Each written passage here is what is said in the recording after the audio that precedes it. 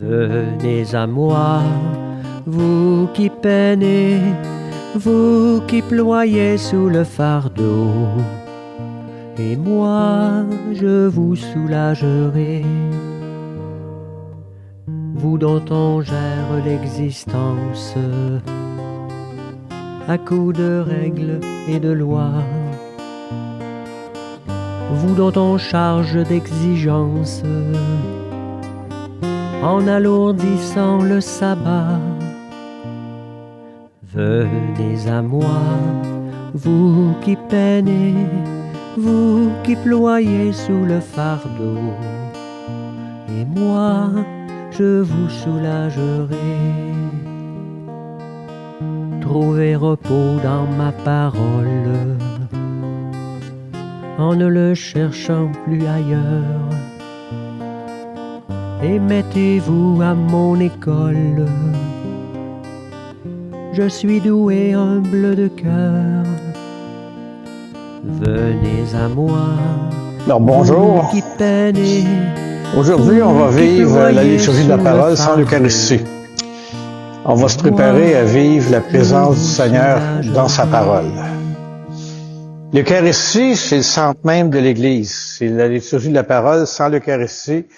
Ça soutient la volonté des fidèles à faire l'Église une communauté vivante. Qu'elle entretienne, qu'elle développe le goût de la Sainte Écriture, qu'elle vive le désir de l'Eucharistie, ce mystère qui réalise l'unité de la foi autour de l'unique pasteur, le Christ ressuscité. Il va y avoir la distribution de la communion avec des hosties qui sont déjà consacrées, qui sont dans le tabernacle. Et on utilise le prions en Église pour les prières et les lectures. Et la liturgie eucharistique est remplacée, comme vous le savez, par la prière de louange. Alors, levons-nous et accueillons le livre de la parole en écoutant ce chant d'entrée.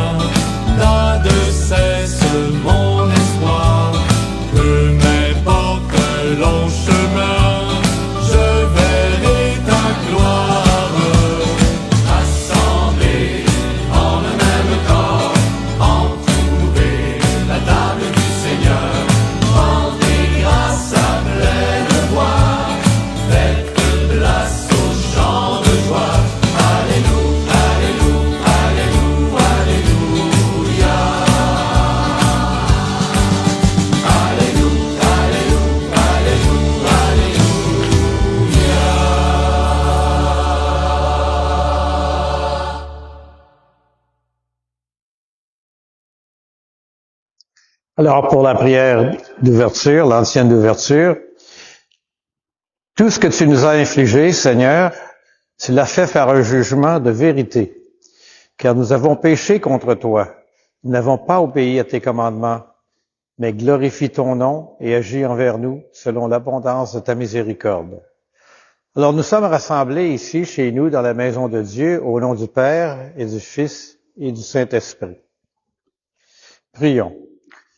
Seigneur Dieu, quand tu pardonnes et prends pitié, tu manifestes au plus haut point ta toute-puissance. Multiplie pour nous les dons de ta grâce. Alors, en nous hâtant vers le bien que tu promets, nous aurons par bonheur du ciel. Par Jésus-Christ, ton Fils, notre Seigneur, qui vit et règne avec toi dans l'unité du Saint-Esprit, Dieu pour les siècles des siècles. Amen.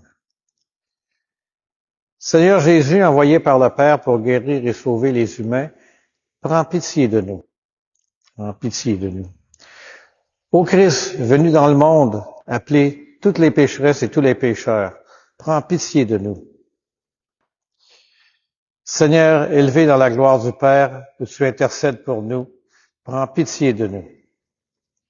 Alors, si vous voulez bien vous asseoir, on va maintenant écouter la parole de Dieu et que cette parole soit toujours proclamée ici en ce lieu et qu'elle nous révèle le mystère du Christ. Lecture du livre du Deutéronome. Moïse prononça ces paroles devant tout Israël. Maintenant que j'ai 120 ans, je ne peux plus être votre chef. Le Seigneur m'a dit, ce Jourdain, tu ne le passeras pas. C'est le Seigneur votre Dieu qui passera devant vous. Il anéantira les nations que vous rencontrerez et vous donnera leur territoire. Et c'est Josué qui passera le Jourdain à votre tête, comme l'a dit le Seigneur. Le Seigneur traitera les nations comme il a traité les rois des Amorites, Séphon et Og, et leurs pays, tous ceux qu'il a exterminés. Le Seigneur vous les livrera, et vous les traiterez exactement comme je vous l'ai ordonné. Soyez forts et courageux, ne craignez pas, n'ayez pas peur devant eux. Le Seigneur, votre Dieu, marche lui-même avec vous. Il ne vous lâchera pas, il ne vous abandonnera pas. Alors Moïse appela Josué. Il lui dit en présence de tout Israël, « Sois fort et courageux. C'est toi qui vas entrer avec ce peuple dans le pays que le Seigneur a promis par serment à ses pères. C'est toi qui vas remettre au peuple son héritage. C'est le Seigneur qui marchera devant toi. C'est lui qui sera avec toi. Il ne te lâchera pas, il ne t'abandonnera pas. Ne crains pas, ne t'effraie pas. » Parole du Seigneur.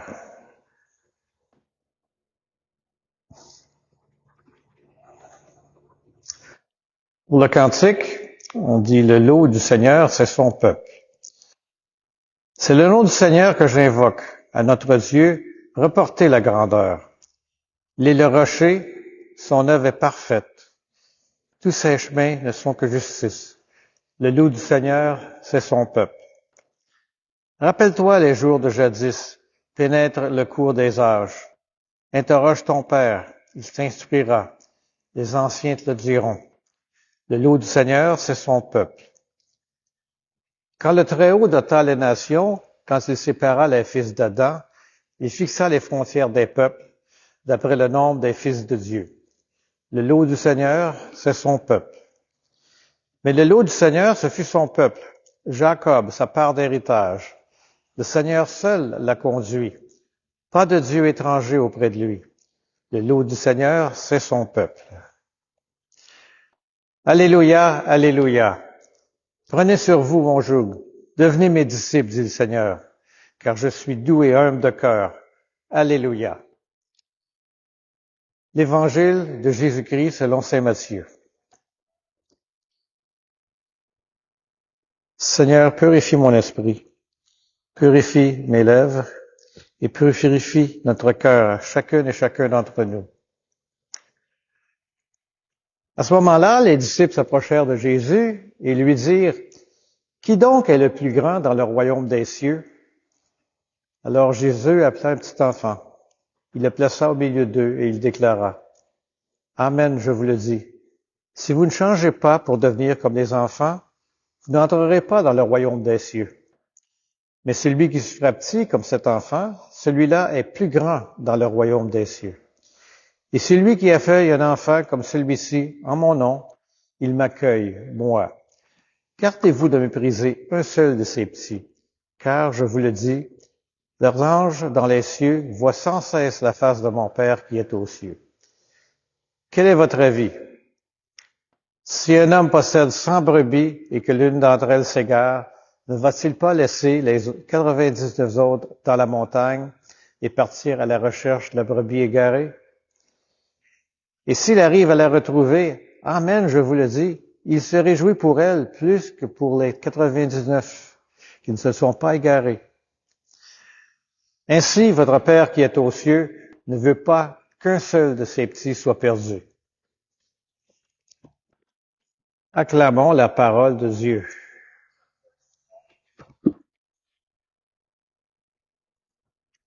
Aujourd'hui, on se penche sur un passage de l'Évangile de Saint Matthieu en relation avec le livre du Deutéronome et le Cantique de Moïse. Ces textes, ça nous invite à réfléchir sur notre humilité, notre foi et notre relation avec Dieu. Dans l'Évangile de Matthieu, les disciples demandent à Jésus, qui est donc le plus grand dans le royaume des cieux? Alors Jésus appelle un petit enfant, puis il le place au milieu d'eux. Puis il leur dit, si vous ne changez pas pour devenir comme cet enfant, vous n'entrerez pas dans le royaume des cieux. Mais celui qui va se faire petit comme cet enfant, celui-là, il est plus grand dans le royaume des cieux. Jésus nous enseigne ici l'importance de l'humilité et de la simplicité. Il nous appelle à venir des enfants, à avoir une foi pure et sincère, à accueillir les autres avec amour et bienveillance. Et en relation avec ce passage, on a dans le livre du Deutéronome, où Moïse, à la fin de sa vie, encourage Josué à être fort et courageux. Moïse dit à Josué, c'est le Seigneur qui marchera devant toi, c'est lui qui sera avec toi. Il ne te lâchera pas, ne t'abandonnera pas. Ne crains pas, ne t'effraie pas. Moïse rappelle à Josué que Dieu, il est toujours présent. Il guide puis il protège son peuple. Cette confiance en Dieu, elle est essentielle pour surmonter les défis et les épreuves de la vie. Et le cantique de Moïse, c'est un hymne de louange à Dieu. Moïse chante la grandeur de Dieu, sa justice, sa fidélité. Il rappelle au peuple d'Israël de se souvenir de ses jours anciens, de se rappeler comment Dieu les a guidés et protégés. Moïse souligne que Dieu est le rocher, son œuvre est parfaite et tous ses chemins ne sont que justice. Ce cantique-là, ça nous invite à reconnaître la grandeur de Dieu et à lui rendre grâce pour sa fidélité et sa protection. Alors pour cette semaine, je vous invite à méditer sur quelques questions. Comment est-ce qu'on peut devenir plus humble et accueillir les autres avec amour et bienveillance, comme Jésus nous l'a enseigné? Deuxième question, quels sont les moments où je peux renforcer ma confiance en Dieu et me rappeler qu'il est toujours présent pour me guider et me protéger? Et finalement, comment puis-je rendre grâce à Dieu pour sa fidélité et sa protection dans ma vie quotidienne? Que cette parole de Dieu nous guide et nous transforme pour que nous puissions vivre pleinement notre foi et témoigner de son amour autour de nous. Alors, je vous invite à prendre un moment de silence pour laisser les paroles et le questionnement qu'on vient d'entendre fassent écho dans nos vies éternelles et personnelles. Restez en tenue de service, ayez vos lampes allumées. Soyez comme les gens qui attendent leur maître à son retour. Restez en tenue de service, ayez vos lampes allumées. Soyez comme les gens qui attendent leur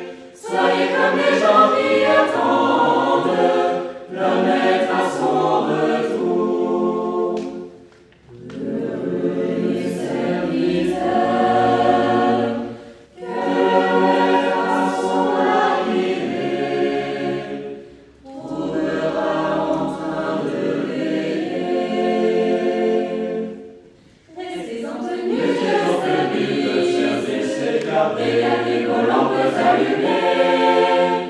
Soyez comme les gens qui attendent leur maître à son retour.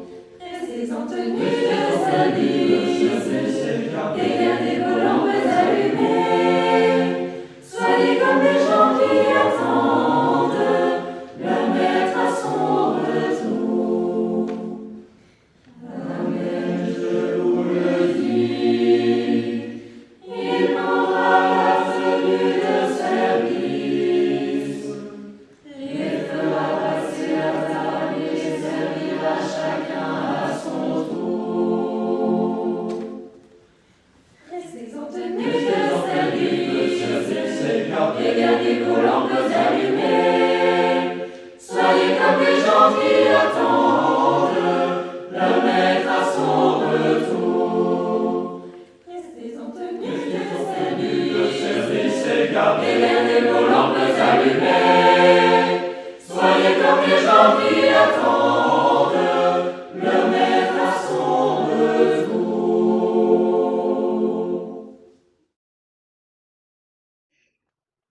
La prière de louange que l'on va entendre, comme vous le savez, n'est pas dans le prions en Église, mais entre chaque partie de la prière, nous dirons ensemble, nous te louons. Dieu notre Père, nous te louons, nous te bénissons. Au matin du monde, dans le jardin de la Genèse, tu cherchais l'homme et la femme honteux de leurs péchés. Et déjà ton cœur inventait la promesse qui allait ensemencer l'espérance d'un amour plus fort que tout péché et toute mort. Nous te louons. Dieu de tendresse et de pardon, tu as visité ton peuple. Tout au long de son histoire, tu ne l'as pas abandonné à sa perte. Tu as entendu le cri de sa peine et tu l'as délivré de ses esclavages. Tu l'appelles sans cesse pour lui prodiguer tendresse et amour. Dieu, riche d'amour, ce n'est pas assez pour ton cœur de père que ce peuple élu. Tu as voulu prodiguer à toute l'humanité la richesse de ton amour. Alors tu as visité ton peuple, penché sur Marie, ta créature. Tu attendais le oui de la foi qu'il associait à son œuvre de salut. Dieu de tendresse, tu nous as visités en Jésus, ton Fils bien-aimé. Il est venu nous convier au banquet du royaume. Il est venu chez nous pour que nous renaissions à la vie.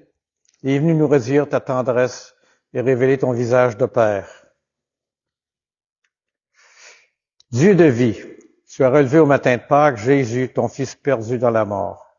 Prince de la paix, il remet les péchés pour que tous les peuples chantent de joie tes merveilles. Dieu de fidélité, tu visites encore ton peuple aujourd'hui. Tu rassembles en un seul corps par la force de l'Esprit tes enfants dispersés. Il manifeste sa tendresse aux plus pauvres et aux plus démunis, à ceux qui cherchent sans trouver, à ceux qui désespèrent, pour qu'un jour nous soyons tous réunis auprès de toi, Père, pour chanter notre allégresse avec Jésus, ton Fils, dans l'esprit d'amour.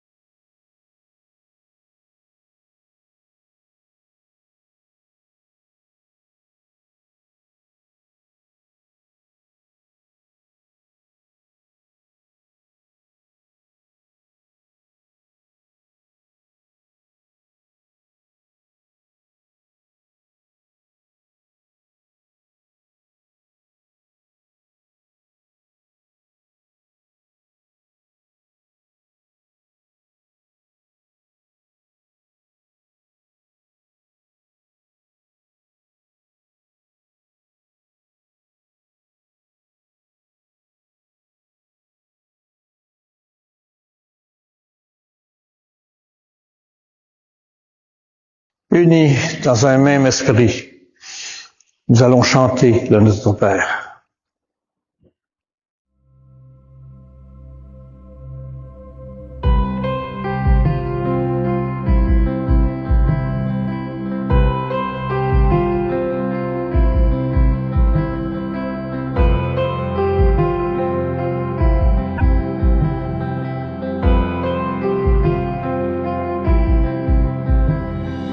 Notre Père qui es aux cieux, que sanctifié, que ton règne vienne, que ta volonté soit faite sur la terre comme au ciel. Donne-nous aujourd'hui notre pain de ce jour. Pardonne-nous nos offenses, comme nous pardonnons aussi à ceux qui nous ont offensés.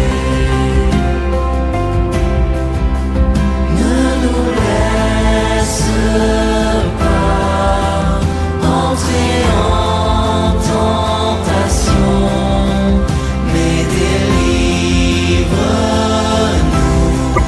du mal. Car c'est à toi qu'appartiennent le règne, la puissance et la gloire pour les siècles des siècles.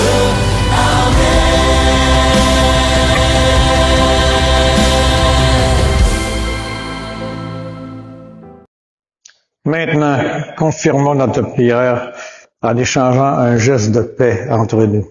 La paix du Seigneur soit avec vous.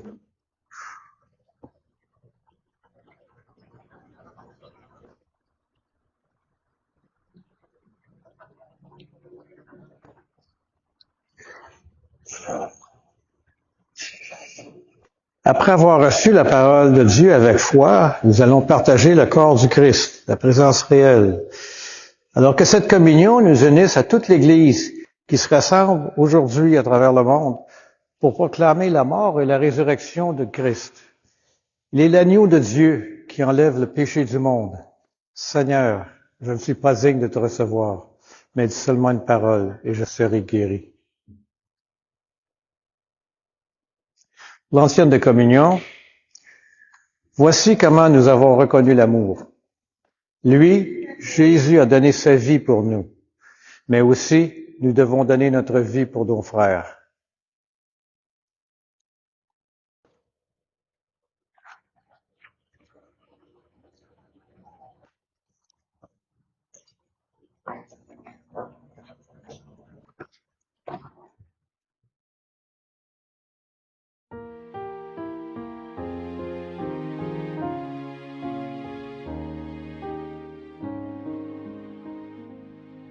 Porté par la joie de l'évangile,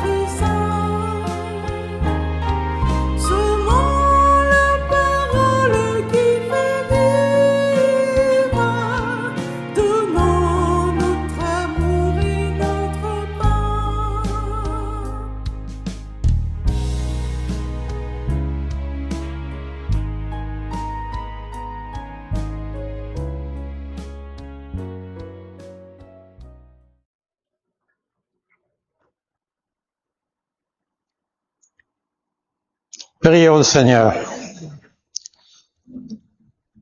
Que le sacrement du ciel, Seigneur, guérisse nos esprits et nos corps, afin qu'annonçant la mort du Christ et participant à ses souffrances, nous héritions avec lui de sa gloire.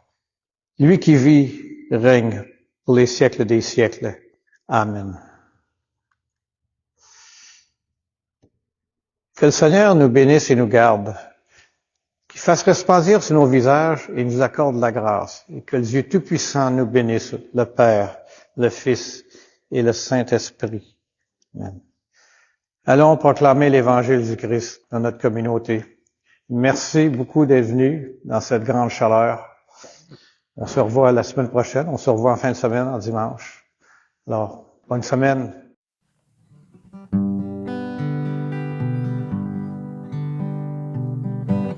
Va plus loin, va plus loin. Même si tu te crois arrivé, va plus loin, va plus loin. Le voyage est à peine commencé et la route est encore longue vers la fraternité et l'horizon de l'amitié. Viens, suis-moi, mon ami, n'aie pas peur, même si l'obscurité nous aveugle. Je suis là et je marche avec toi. Ensemble nous irons, l'espoir au fond du cœur. Car au bout de nos peurs et au bout de nos peines, il y a la lumière tout au bout du chemin. Va plus loin, va plus loin. Même si tu te crois arrivé, va plus loin, va plus loin. Le voyage est à peine commencé et la route est encore longue vers la fraternité et l'horizon de l'amitié. Je suis là, mon ami, près de toi, même si tu redoutes d'être seul. Je suis là et je marche avec toi. Je te donne la main pour aller sans faiblir. Et la joie dans le cœur, va, regarde plus loin. La lumière promise est au bout du chemin. Va plus loin, va plus loin. Même si tu te crois arrivé, va plus loin, va plus loin. Le voyage est à peine commencé et la route est encore longue vers la fraternité et l'horizon de l'amitié.